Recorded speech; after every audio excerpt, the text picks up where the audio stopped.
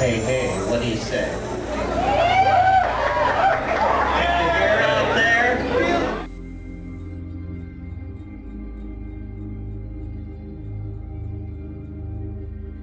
There is a very important part of life which has been ignored by science, and because this is a scientific society we're locked inside of, we've gotten a distorted view of it, and that is there's a quality to reality that everybody can feel, everybody experiences, we all know it, and yet we get no reinforcement for its existence from the models that our culture venerates. And what I want to talk about is what I call novelty, or the appetite for complexity that permeates nature, that is in fact as fundamental a law of nature, if not more fundamental, than the laws of thermodynamics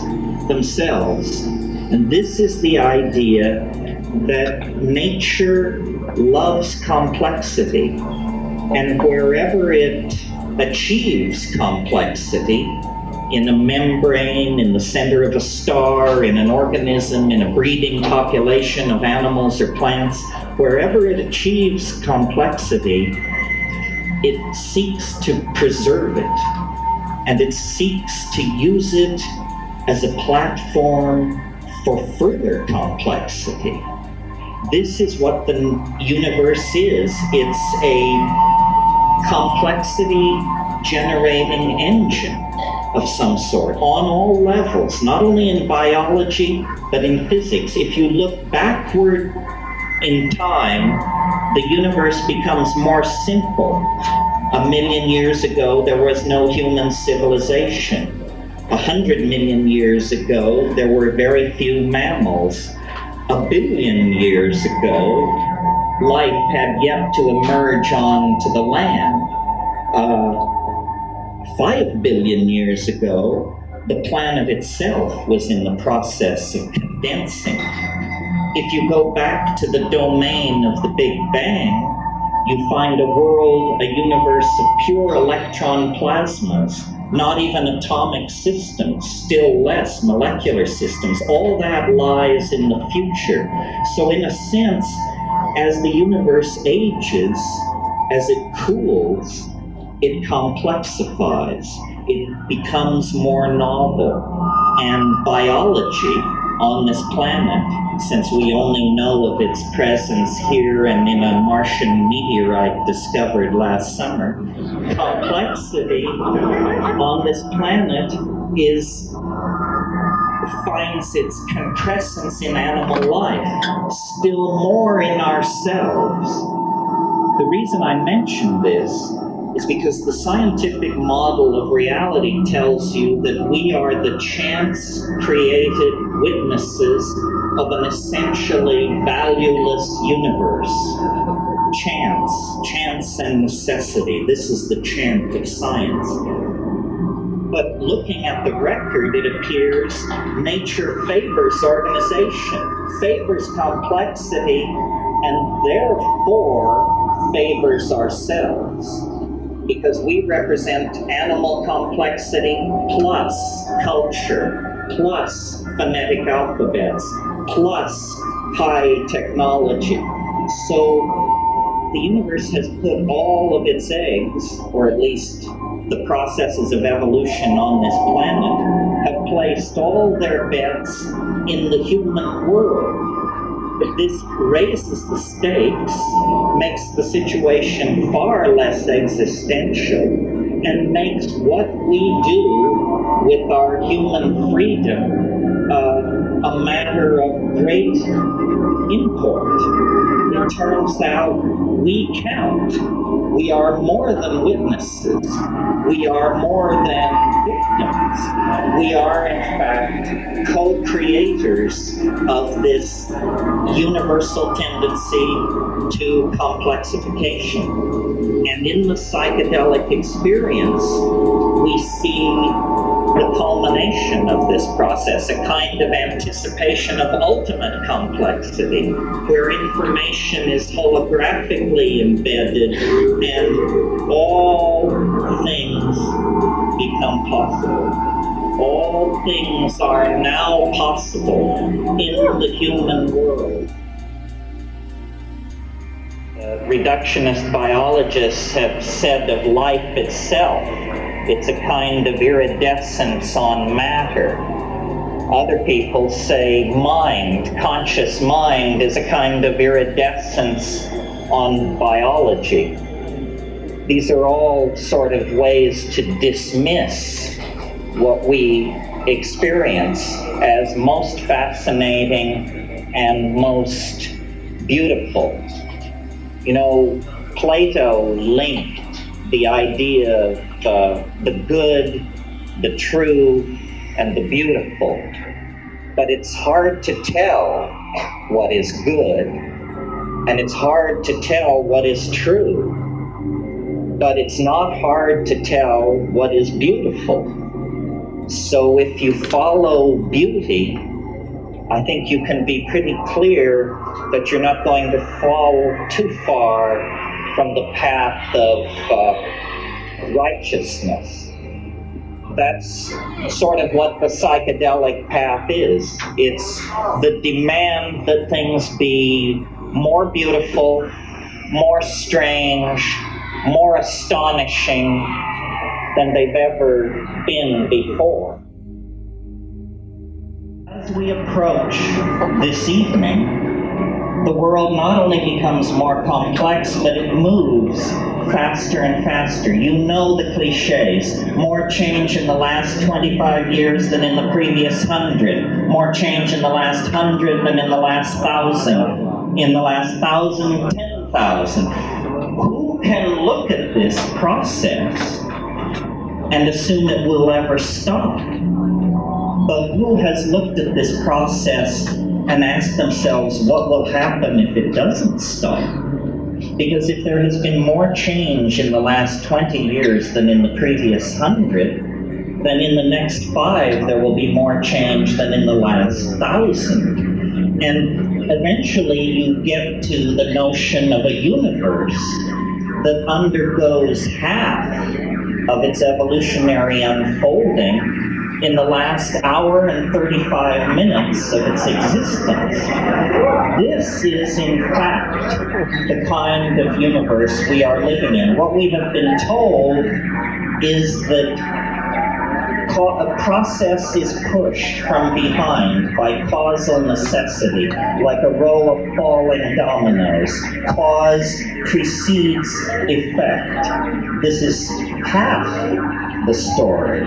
Half of what you see going on is simply the unfolding of causal necessity. But at a deeper level, the future is not simply empty space-time into which we are expanding. The future is pulling us toward itself.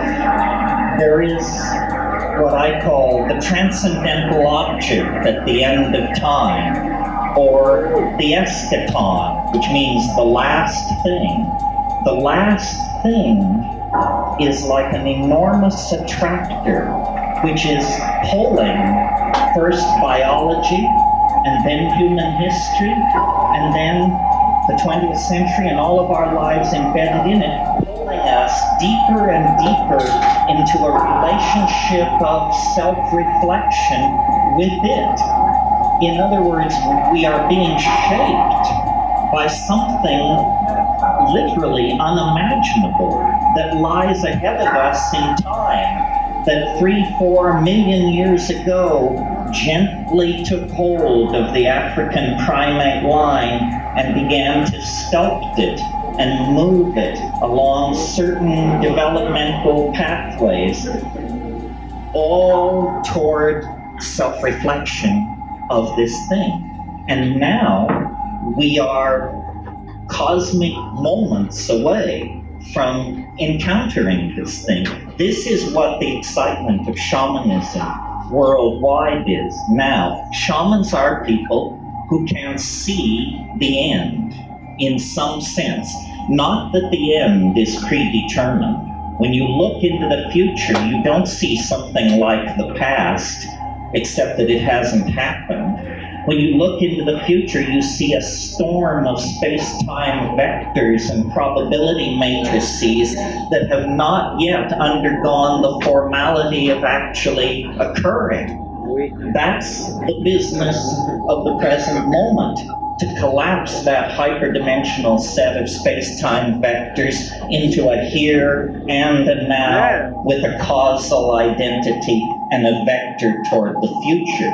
But we are now so close to this transcendental object that has molded the entire destiny of this planet. We are now so close to it that all you have to do is smoke a bomber, close your eyes, take a walk in the bush, sit on the beach, pay attention to your dreams, watch your mind after orgasm, and you will see this thing peeping around the edges, creeping in at the side. I mean, was it Wordsworth who called it intimations of immortality? Something like that. We are not simply the victims of our past. This is the false truth of materialism and positivism. We are locked in an extremely mysterious relationship with something in another dimension, a dimension which, for want of a better word, we call the future. But in fact, this other dimension completely surrounds and encloses human history. This is what shamanism is about. Shamanism is where people step out of cultural time into what Marcilliod called in ilio tempore, the time before, the sacred time, the paradigmatic time, dream time, we call it down here. It's the time which surrounds the smaller time of historical unfolding. What is nature? What's unnatural? Nothing is unnatural, except some things are less intelligent than others. Everything has a design, but elegance of design is still a worthwhile value. Nature, the interesting thing about nature is the risks that she's willing to take. Like if you asked yourself, what does nature do best on this planet? The surprising answer is produces extinct species. 95% of all life that ever existed on this earth is extinct.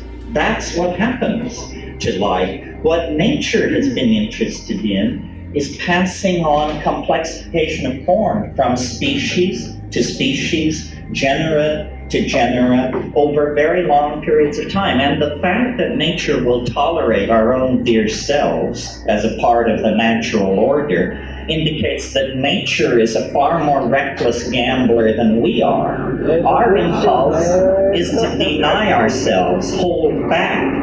Nature's impulse, apparently, is to put the pedal of creativity to the metal by taking a primate and pushing it to the wall, boxing it in, raising the pressure, and watching the entire planet bubble its way toward metamorphosis.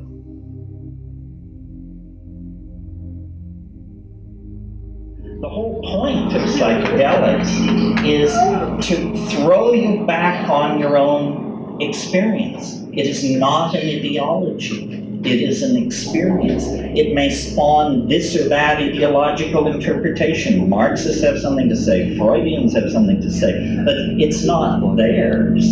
It's yours. It belongs to the animal body. And why it's so important is because it is a pipeline back to the greater order of nature. which I call the Gaian mind. It is the pipeline back toward a dynamic, a way of doing things that is profoundly natural, profoundly appropriate. This is why it was possible for human beings to live on this planet for 100,000, 200,000 years, possessing language, theater, humor, so on and so on, everything we have, but not fucking up, because they were embedded in, communicating with, aware of, and able to receive instruction from the Gaian intentionality.